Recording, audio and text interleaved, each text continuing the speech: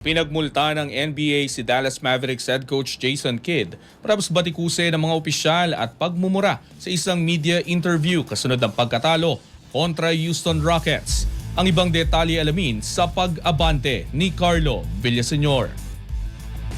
Pinagmulta ng NBA ng $35,000 si Dallas Mavericks head coach Jason Kidd dahil sa pambabatikos sa mga opisyal at pagmumura sa isang media interview. Ang parusa ay kaugnay ng kanyang naging pahayag matapos ang 111-107 na pagkatalo ng Mavericks laban sa Houston Rockets sa isang road game nitong Sabado.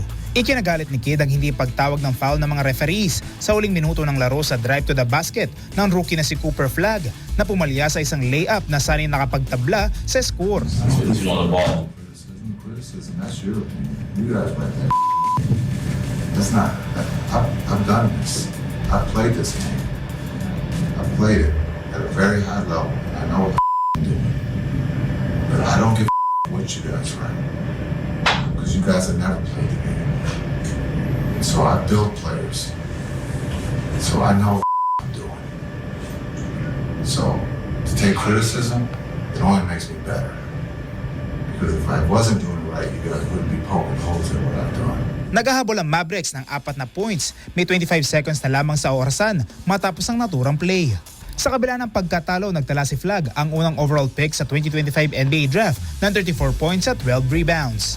Ako si Carlo Villaseñor, Abante Sports, now na.